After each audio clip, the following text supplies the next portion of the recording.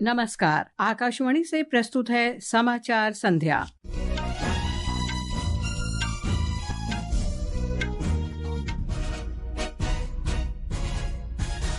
दिल्ली विधानसभा चुनाव के लिए प्रचार का कल आखिरी दिन। राजनीतिक दलों के वरिष्ठ नेता मतदाताओं को अपने पक्ष में करने के अंतिम प्रयास में जुटे। बुधवार को मतदान होगा। उत्तर प्रदेश सरकार ने कल बसंत पंचमी पर तीसरे अमृत स्नान को देखते हुए प्रयागराज महाकुंभ में सुरक्षा व्यवस्था बढ़ाई। सरकार ने गहरे समुद्र में खोज और प्रौद्योगिकियों के विकास के लिए समुद्रयान मिशन को बजट में 600 करोड़ रुपए आवंटित किए। कांगो में भारतीय दूतावास ने अपने सभी नागरिकों को बाकुवा में M23 विद्रोहियों के आने की खबरों के बीच सुरक्षित स्थानों पर जाने की सलाह दी। भारत ने कुआलालंपुर में दक्षिण अफ्रीका को 9 विकेट से हराकर ICC अंडर 19 महिला T20 विश्व कप का खिताब जीता।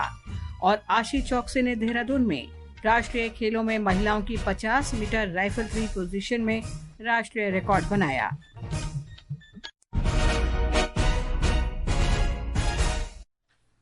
समाचार संध्या के साथ मैं लवली निगम।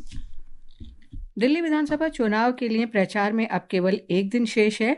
इस बीच भारतीय जनता पार्टी, आम आदमी पार्टी और कांग्रेस के नेता और स्टार प्रचारक मतदाताओं को अपने पक्ष में करने के लिए कोई कोर कसर नहीं छोड़ रहे हैं। सभी पार्टियों के नेता रोड शो, घर घर जाकर चुनाव प्रचार और जनसभाएं कर रहे हैं। भारतीय जनता पार्टी के वरिष्ठ नेता और प्रधानमंत्री नरेंद्र मोदी ने आरोप लगाया है कि आम आदमी पार्टी हताशा में हर घंटे नई नीतियों की घोषणा कर रही है। आज नई दिल्ली में RK पुरम में एक जनसभा को संबोधित करते हुए श्री मोदी ने कहा कि आम आदमी पार्टी इतने सदमे में है कि वो झूठी घोषणाओं का सहारा ले रही है। उन्होंने कहा कि भारतीय जनता पार्टी दिल्ली में सरकार बनाएगी और डबल इंजन की सरकार लड़ाई में अपना समय नहीं गंवाएगी। आम आदमी पार्टी के नेताओं के पार्टी छोड़ने के बारे में श्री मोदी ने कहा कि ऐसा इसलिए हो रहा है। आज हौज काजी में जनसभा को संबोधित करते हुए कांग्रेस के नेता राहुल गांधी ने कहा कि RSS और बीजेपी संविधान को कमजोर करने की कोशिश कर रही है। ये विचारधारा की लड़ाई है। हम कहते हैं कि संविधान पे हिंदुस्तान चलना चाहिए, बीजेपी कहते हैं संविधान को हम बदलेंगे। मैं आपको कहना चाहता हूं कि संविधान को कांग्रेस पार्टी कभी नहीं बदलने देगी।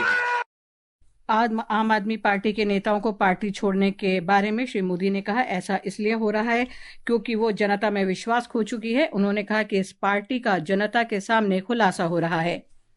आपदा के लीडर्स उसे छोड़कर जा रहे हैं। ये जान चुके हैं कि ग्राउंड पर जनता आपदा से कितना नाराज है, कितनी नफरत करती है। दिल्ली के लोगों के गुस्से से आपदा पार्टी इतनी घबरा गई है कि हर घंटे झूठी घोषणाएं कर रही है।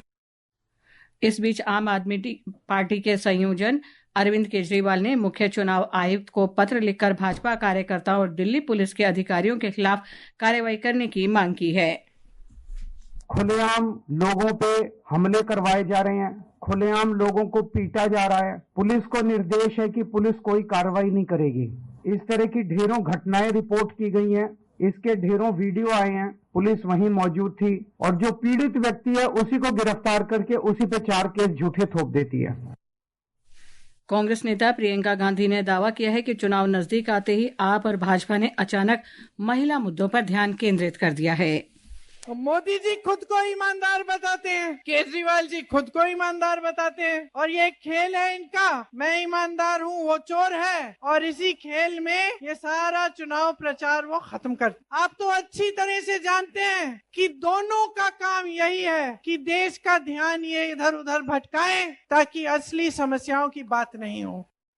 दिल्ली के मुख्य निर्वाचन कार्यालय ने कहा है कि नई दिल्ली विधानसभा क्षेत्र में आम आदमी पार्टी के कार्यकर्ताओं को परेशान करने और दबाव डालने के अधिकतर मामलों में भारतीय जनता पार्टी के कार्यकर्ताओं के खिलाफ लिखित शिकायत का कोई पता नहीं चल सका है। आम आदमी पार्टी के संयोजक अरविंद केजरीवाल द्वारा उनकी पार्टी के कार्यकर्ताओं पर दबाव डालने और उन्हें परेशान करने की शिकायत के जवाब में मुख्य निर्वाचन कार्यालय ने कहा है कि जब तक किसी भी राजनीतिक दल द्वारा इस प्रकार के आरोपों की लिखित शिकायत भेजी जाती है तो उनके बारे में निर्वाचन आयोग के नियमानुसार जांच पड़ताल की जाती है। ये समाचार आकाशवाणी से प्रसारित किए जा रहे हैं। ताज़ा समाचार जानने के लिए आप हमारे media handle @AIR news Hindi को फॉलो कर सकते हैं। आकाशवाणी है और अब खबरें महाकुंभ से।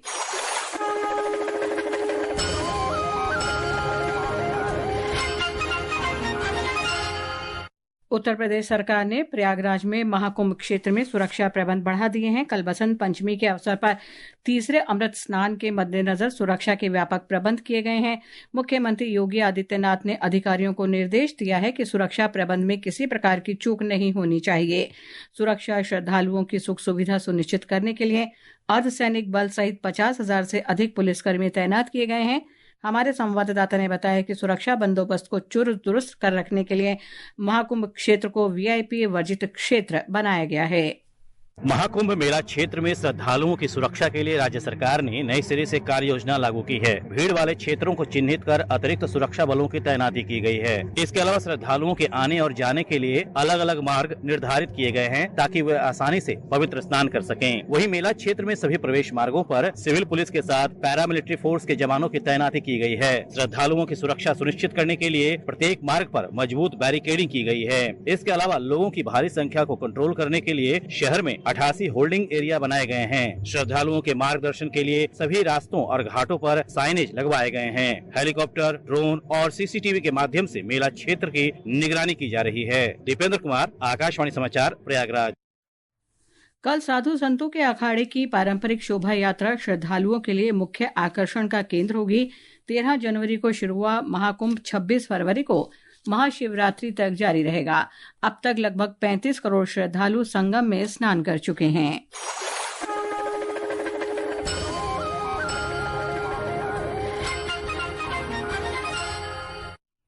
महाकुंभ से जुड़ी याचिका पर कल सर्वोच्च न्यायालय में सुनवाई होगी। इसमें महाकुंभ में भाग लेने वाले श्रद्धालुओं की सुरक्षा सुनिश्चित करने के लिए विशेष दिशा निर्देश और नियम लागू करने की मांग की गई है। महाकुंभ में पिछले सप्ताह बुधवार को हुई भगदड़ में 30 लोग मारे गए थे और 60 घायल हो गए थे। मुख्य न्यायाधीश संजीव खन्ना और न्यायमूर्ति संजय कुमार की पीठ इस जनहित याचिका की सुनवाई करेगी। याचिका में भगदड़ की घटनाओं को रोकने और संविधान के अनुच्छेद 21 के अंतर्गत समानता और जीवन के मौलिक अधिकारों के संरक्षण की मांग की गई है। प्रधानमंत्री नरेंद्र मोदी ने कहा है कि भारत और इंडोनेशिया के संबंध केवल भू राजनीतिक ही नहीं है बल्कि हजारों वर्ष पुराने हैं। इंडोनेशिया की राजधानी जकार्ता में कल श्री सनातन धर्म आलयम के महाकुंभा विशेषज्ञ को ऑनलाइन संबोधित करते हुए श्री मोदी ने कहा कि दोनों देश संस्कृति, सभ्यता और आध्यात्मिक रूप से जुड़े हुए हैं। प्रधानमंत्री ने कहा कि जब कोई भारतीय इंडोनेशिया के ब्रह्मानंद जैसे मंदिर में जाता है तो उन्हें काशी और केदारनाथ की याद आती है। प्रधानमंत्री ने कहा कि ओडिशा में बाली यात्रा महोत्सव प्राचीन समुद्री यात्राओं को लेकर मनाया जाता है। हमारे ओडिशा राज्य में आज भी बाली यात्रा को सेलिब्रेट किया जाता है। ये उत्सव उन प्राचीन समुद्री यात्राओं से जुड़ा है जो कभी भारत इंडोनेशिया को व्यापारिक और सांस्कृतिक रूप से जोड़ती थी।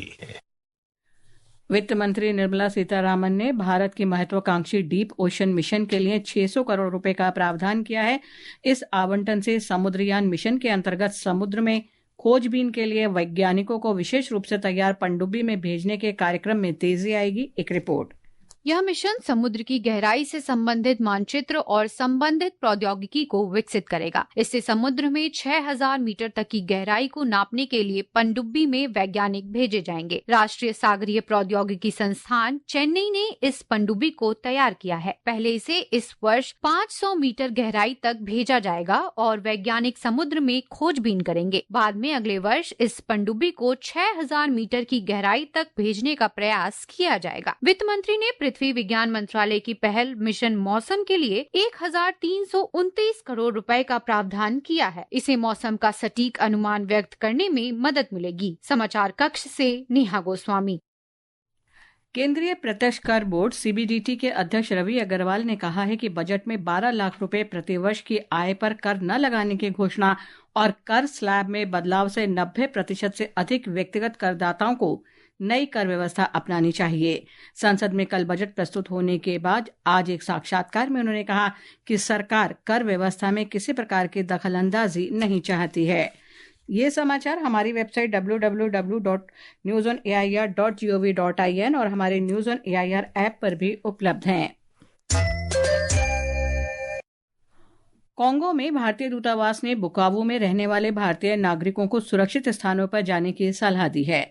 उन्होंने कहा कि सुरक्षित स्थानों तक पहुंचने के लिए हवाई अड्डे, सीमाएं और वाणिज्यिक मार्ग अब भी खुले हुए हैं। भारतीय दूतावास पूर्वी कांगो में सुरक्षा स्थिति की बारीकी से निगरानी कर रही है।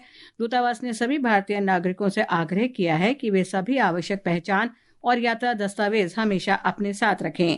दवाइयां, कपड़े, यात्रा दस्तावेज, भोजन और पानी जैसी आवश्यक वस्तुओं को भी साथ रखने की सलाह दी गई है।